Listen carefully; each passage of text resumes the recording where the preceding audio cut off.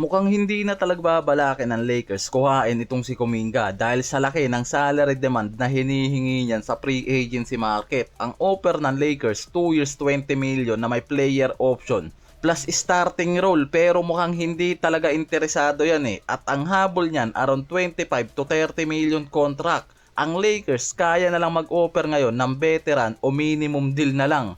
Kaya halos ubos na yung flexibility nila. Kaya mas priority nila yung mababang contract sa free agency. Sa report, kinuha nila itong si Zaire Williams, 24-year-old na forward na dating 10th overall pick sa 2021 NBA draft mula sa Stanford University na naging teammate pa mismo nitong si Bronny. Free agent signing siya na nagkakahalaga lang ng 3 million. Galing siyang Brooklyn Nets at nag-average pa ng 10 points, 2 rebounds, 1.4 steals per game. Kaso reserve player lang rin naman kasi yan pakumpleto kumbaga, pero pwede pa rin subukan nga raw.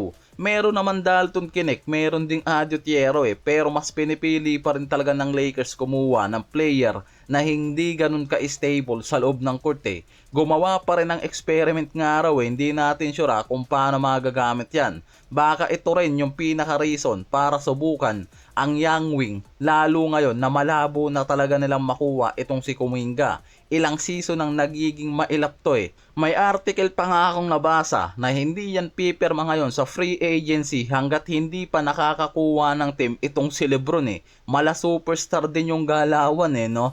Samantalang ang lagay naman ng Warriors kay Lebron ngayon, mukhang lalong tumataas yung chance ng mga to since na mismong itong si Green yung makipagkita dito kay Lebron at base mismo sa report sa kanyang face-to-face conversation kay Lebron, sinabi mismo nga raw nito yung pitch kay Lebron kung bakit magandang sumama siya sa Golden State Warriors. Wala namang report na nilabas about sa detalye dyan Base mismo kay Brett Siegel na kinukonsider na ngayon ang Warriors na isa sa mga top destination bigla nitong si Lebron. Hindi na lang Miami, Cleveland o Philly ngayon yung pinagpipilian dyan dahil nga may report na bigla pang naging open sa idea ngayon na sumali itong si Lebron mismo dito sa Warriors dahil kay Green at Curry. Since na lumabas rin mismo kasi kay Curry na willing rin siya sa idea na makasama si Lebron sa Warriors. Hindi naman to recruitment pero indication nga raw talaga na sobrang welcome ang Warriors dito kay Lebron at sobrang interesado sila na makakuha talaga ngayon yan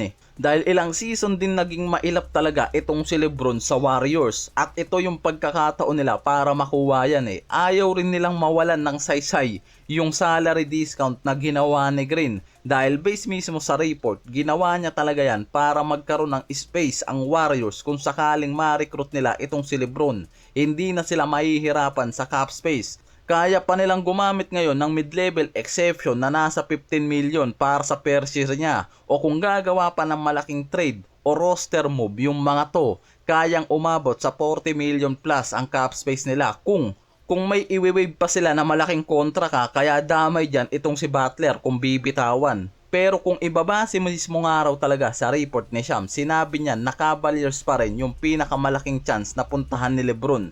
Pero dahil nga sa recruitment kasi mismo na ginagawa ng Warriors, tumataas ang chance nila. Sinabi mismo ni Shams na wala pa talagang final decision si Lebron ngayon pero malinaw na 5 team lang ang nasa option niya. Warriors, Timberwolves, Miami, Philadelphia at Cavaliers dahil halos lahat yan meron nga raw talagang reason para puntahan nitong si Lebron Pero sinabi niya mismo na nasa unahan pa rin ng listahan itong Cavaliers ngayon, lalo na yung sinabi nitong head coach ng Cavaliers na si Kenny Atkinson na seryoso talaga sila para makuha si Lebron ngayon at maibalik sa Ohio. Sa report, sinabi ni Shams na naipresenta na ng lahat ng interesadong teams ngayon yung plano nila, kontrata at vision dito sa agent ni Rich Paul. Kaya ngayon, desisyon na lang talaga ni Lebron yung inaantay Pero patuloy pa rin nga raw yung usapan dahil nga wala pa siyang desisyon.